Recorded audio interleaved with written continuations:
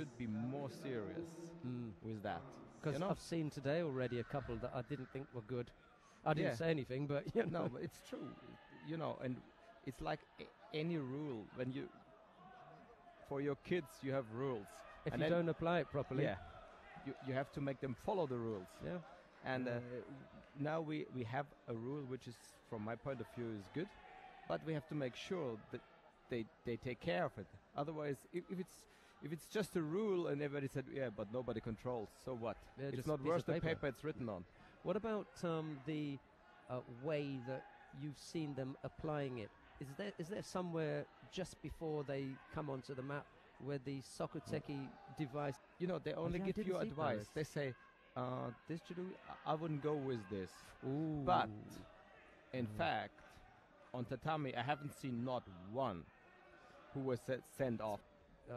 As a corner judge on map 2 at the moment. Yeah. And it was odd because the guy that came out, his opponent wasn't coming out. But when he came out, Spikers then did check his jacket. And I think he said something to him. So very quick to look at the judogi. Yeah. Maybe they remember what it was like, when they saw someone come with the sleeves up here or something. So Spikers had a look, but as you just said, I haven't seen anybody sent back. Not yet. I think it's good that the players have to take over responsibility for their judogi. It's good. But we have to make sure that it's over. Yeah. Everybody will have a good judogi. Yeah, absolutely. But they don't do so. Well, I'm in the lucky position of knowing a few people that sit up and around here, and I'll give you my word, I'll mention that to them, because I think it's very, very important. We want to make sure that everybody starts from the same position. There is no advantage, taken by any as an unfair advantage. So I'll mention that. And well, I am a coach, so I'm not happy with the new rule. We are not allowed to coach. And I think position, I think the idea is okay, but we could have done it better. Red card, out. Like football. Yeah. And then send in the stands. We still have the coaching, which is good for the life of a competition and for the athletes, but still the coach have to behave, because I understand sometimes it's what happened is terrible. You always look good. Oh, you were well behaved. But oddly enough, the few tournaments that I've been to, the organisers have made a good effort to keep it in the front in the front row, but maybe it won't always be that way at some tournament. Maybe you will be, very far away. I think Budapest was good, very, very close. Haven't been there, Yeah, well, very close. Here is, I think, instead of being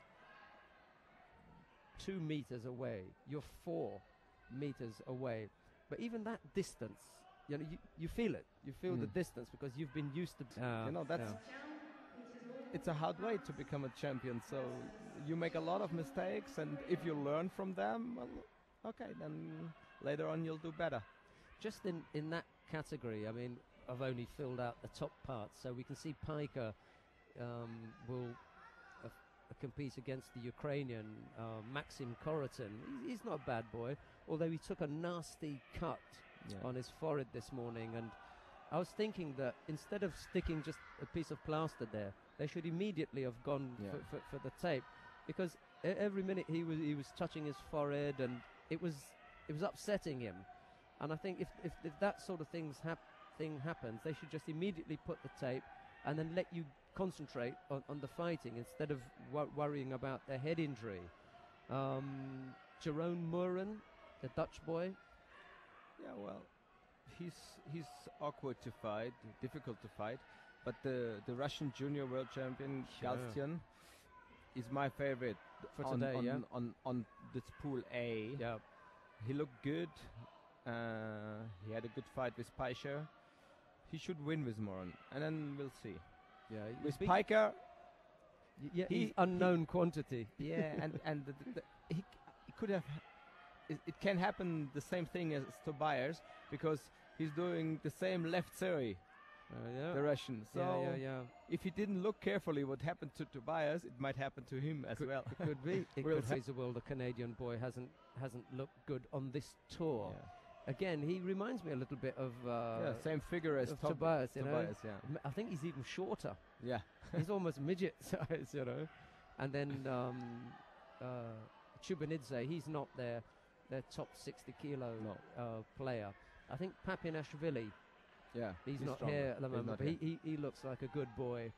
And did they send someone in the top half, or is that it for the Georgians? I think that's it. I know Shukvani. Yeah, but it was Korotin that beat him out anyway. So he's gone. And we haven't seen. Talking of Dutch boys, Jeroen Moran. No, we haven't seen Ruben Hokus. Yeah, is that it for him? Do you think, or? I don't know, but he's not the youngest anymore. That's right. Yeah, he's got his Olympic medal. He's a world champion. Yeah.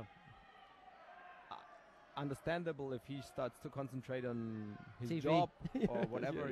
I think he's in media or something. Yeah. He's very personable sort of guy, and maybe we'll be able to get him on here because we've got the World Championships in Rotterdam. This year. So how is your focus and Germany's focus for that coming on? I mean, you're looking at some people already, I'm sure, and thinking who you will prepare for that, or is it still a little bit early? Yeah, it's still early, and well, we have new head coach, Mr. Olsch, now running the team.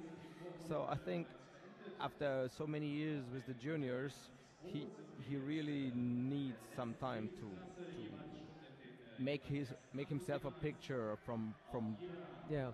He's had all those athletes as juniors, so but you know, after 5-6 years, it's something different, you know. Tell me about the girls, because in Zagreb at the under-23s, I saw Claudia Ahrens, and I thought she was really good. She had some good judo. Of course, Franziska Kernitz, for me, a long time favourite of mine. I felt that she, you know, she put on a lot of weight that wasn't really necessary. She's got such nice judo. Yeah. And it actually, I think, slowed her down a little bit. But just recently, I've seen her looking a little bit, maybe took off 4 or 5 kilos and moving better. And I think she's got a lot of talent. Yeah, well, they're both quite talented, but I think, well, Claudia Ahrens is a tough category as well in Germany. Yeah, of course. So, and not sure how old she is, because maybe she is in that bracket where she has the time for another under-23s or something. She has one more year. She's 20, okay, all right. 22. But now